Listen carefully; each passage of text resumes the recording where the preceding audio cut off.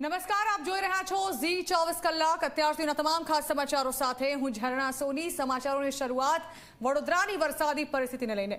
તો વડોદરામાં પાણી જ પાણી જોવા મળી રહ્યું છે। જ્યાં નજર કરો ત્યાં પાણી જ પાણી છે। વડોદરામાં ઝી 24 કલાકના સંવાદદાતાએ કર્યું છે જાંબાઝ રિપોર્ટિંગ।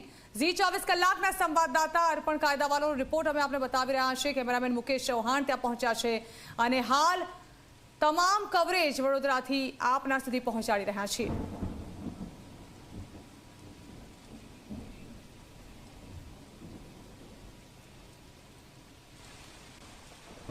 તો વડોદરામાં વરસાદી આફતે તારાજી સર્જી છે ત્યારે મુક્તાનંદ વિસ્તાર શોપિંગ કોમ્પ્લેક્સ પાણીમાં ડૂબ્યું છે। કમરસમાં પાણી ભરાતા લોકોના હાલ બેહાલ થઈ ચૂક્યા છે। રેસ્ક્યુ માટે વાયુસેનાના હેલિકોપ્ટરની મદદ લેવામાં આવી રહી છે। તો વડોદરામાં જાણે કે પૂરની પરિસ્થિતિ વરસાવી હોય વરસાદે તેવું લાગી રહ્યું છે। હાલ ચારે તરફ વિવિધ વિસ્તારોમાં પાણી ફરી વળ્યા છે। વિશ્વામિત્રી નદીના પાણી અને આજવા ડેમના દરવાજા ખોલવામાં આવતા તમામ પાણી રસ્તાઓ તેમજ સોસાયટીમાં ફરી વળ્યા છે।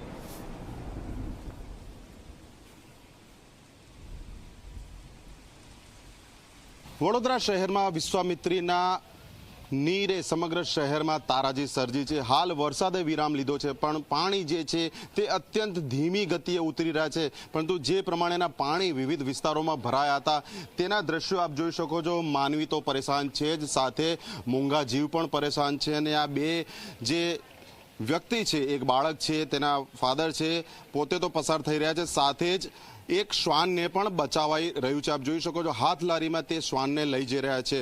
એટલે આ જે દ્રશ્યો છે તે ખરેખર માનવતાને સ્પર્શે તેવા છે। કેમેરા પર્સનને કહીશ આસપાસના દ્રશ્યો પણ બતાવે। આપ જોઈ શકો છો આખો જે રહેણાંક વિસ્તાર છે, તુલસીવાડી કરીને આ વિસ્તાર છે, આખી ઇકો કાર છે તે ડૂબવાની તૈયારીમાં છે। સાથે જ અને મારી પાછળની તરફના દ્રશ્યો આપ જોઈ શકો છો, હું પણ કમરથી ઉપર સુધીના પાણીમાં છું ને જ્યાં નજર કરો ત્યાં અંદર પાર્ક થયેલી જેટલી પણ ગાડીઓ છે તે ડૂબેલી છે। જે રહેણાંક મકાનો છે તે પણ અડધા સુધીના ડૂબેલા છે। એટલે આ પાણી ક્યારે ઉતરશે તેનો કોઈ જ અંદાજ નથી, કારણ કે વિશ્વામિત્રી હજી પણ પોતાના બંને કિનારા તોડી અને સતત રૌદ્ર સ્વરૂપે વધી રહી છે। હાલ કુદરતની સામે સમગ્ર રાજ્ય સરકાર, તેની મશીનરી, તેનું આખું વહીવટી તંત્ર ભલભલા લાચાર સાબિત થઈ રહ્યા છે અને કુદરતને પ્રાર્થના કરી રહ્યા છે કે વહેલામાં વહેલી તકે હવે આ જે ભરાયેલા પાણી છે તે ઉતરી જાય અને ઉતર્યા બાદ હજી તો કેટલી તારાજીના દ્રશ્યો સામે આવશે તેનો પણ કોઈને અંદાજ નથી। એટલે હાલ સૌ કોઈ ભગવાનને પ્રાર્થના કરી રહ્યા છે કે વહેલામાં વહેલી તકે આ પાણી ઉતરી જાય। વડોદરાથી કેમેરા પર્સન મુકેશ ચૌહાણ સાથે અર્પણ કાયદાવાલા, ઝી મીડિયા। તો વરસાદી પાણી વડોદરામાં આફત નોતરી રહ્યું છે। જાણે કે સંસ્કારી નગરી પાણીમાં ગરકાવ થઈ ચૂકી હોય તે પ્રકારની પરિસ્થિતિ હાલ દ્રશ્યો જે છે તેના ચિતાર આપી રહ્યા છે। વિશ્વામિત્રી નદીના વિસ્તારોમાં પણ પાણી ભરાયા છે। 3 દિવસથી બંગલાઓમાં કમર સુધીના પાણી ભરાઈ ચૂક્યા છે। અહીં વરસાદી પાણીનો નિકાલ ન થતા લોકોની હાલત કફોડી બનતી જઈ રહી છે। તો વડોદરાના કારેલીબાગનો તુલસીવાડી વિસ્તાર પણ પાણીમાં ગરકાવ થઈ ચૂક્યો છે। વિશ્વામિત્રી નજીકના જેટલા પણ વિસ્તારો છે ત્યાં કમર સુધીના પાણી ભરાઈ ચૂક્યા છે। રસ્તાઓ તેમજ ઘરોમાં પાણી ભરાતા લોકોને પારાવાર મુશ્કેલી ભોગવવાનો વારો આવ્યો છે। વડોદરા શહેરમાં જે પ્રમાણેની અત્યંત ગંભીર પરિસ્થિતિ સર્જાઈ છે, એક પછી એક જે દ્રશ્યો છે તે સામે આવી રહ્યા છે। તારાજી તો છે જ, સાથે જે લોકો ફસેલા છે તેમના સુધી મદદ પહોંચાડવામાં આવી રહી છે। આપ જોઈ શકો છો શહેરનો આ તુલસીવાડી વિસ્તાર છે અને અહીંયા માનસિક ક્ષતિવાળા બાળકોનું ગૃહ એટલે કે દિવ્યાંગ બાળકો માટેની આખી આ સંસ્થા છે તે આવેલી છે। અને લગભગ 3 દિવસથી 60થી વધુ દિવ્યાંગ બાળકો છે કે જે ભૂખ્યા છે, તરસ્યા છે, પીવા માટેનું એક ટીપું પણ પાણી નથી। ત્યારે અહીંના સ્થાનિક યુવકો દ્વારા હાલમાં પાણીની બોટલોનો જથ્થો છે તે આવા છાતી સુધીના પાણીમાં પણ આવીને પહોંચાડવામાં આવી રહ્યા છે। એટલે આપ જોઈ શકો છો માનવતાના આ દ્રશ્યો અહીંયા માનવતા મહેકાવી રહ્યા છે।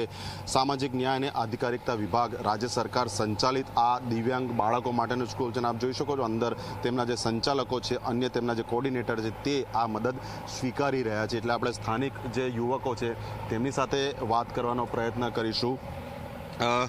મિત્ર, કેટલા દિવસથી આ પરિસ્થિતિ છે અહીંયા અને તમે શું મદદ કરી રહ્યા છો? છેલ્લા 3 દિવસથી આવી પરિસ્થિતિ છે અને અમે આજુબાજુના વિસ્તારમાં જ્યાં આગળ પાણી ભરાયેલા છે કે જે લોકો બહાર નથી નીકળી શકતા પાણી માટે, તો અમે એવી જગ્યાએ પાણી પહોંચાડીએ છીએ અને ફૂડ પેકેટ બી પહોંચાડીએ છીએ. તમે અહીંયા આવ્યા હતા, અહીંયા પર્ટિક્યુલર કયા બાળકો રહી રહ્યા છે અને એમને શું મદદની જરૂર હતી? અહીંયા માનસિક રોગી જેટલા બાળકો હોય એમની જરૂર હતી અને એ લોકોને અહીંયા કશું આપવામાં આવ્યું ન હતું, જેથી કરીને અમે અમારા સંગઠને નક્કી કર્યું, અમારા યુવક મંડળે નક્કી કર્યું અમે અહીંયા પાણી અને બીજે ફૂડ પેકેટને બધું પહોંચતું કરવા આવ્યા. બિલકુલ, તો જે પ્રમાણેનો આ તુલસીવાડી વિસ્તાર છે, આસપાસમાં જોઈ શકો છો ઘરના દરવાજા બંધ છે, બારીઓ સુધી પાણી પહોંચી ચૂક્યા છે અને આવા સમયે જે સ્થાનિક રહીશો છે તે ધાબાની ઉપર શરણ લઈ રહ્યા છે. એટલે આમના સુધી પણ આ જ યુવકોએ મદદ પહોંચાડી છે. એટલે હાલ તો જ્યાં તંત્ર નથી પહોંચી શકતું ત્યાં સ્વયંસેવકો પહોંચી રહ્યા છે અને પોતાના તરફથી જેટલી પણ બનતી મદદ થતી હોય, કારણ કે પાણી ચારે તરફ એટલું છે પરંતુ પીવા લાયક પાણી નથી. એટલે આવા સમયમાં પીવા લાયક પાણી પહોંચાડી શકાય તે જ સૌથી મોટી પ્રાથમિકતા છે અને આ જ કામ હાલમાં માનવતા અંતર્ગત વડોદરાના યુવકો વિવિધ વિસ્તારોમાં કરી રહ્યા છે. વડોદરાથી કેમેરા પર્સન મુકેશ ચૌહાણ સાથે અર્પણ કાયદાવાલા, ઝી મીડિયા.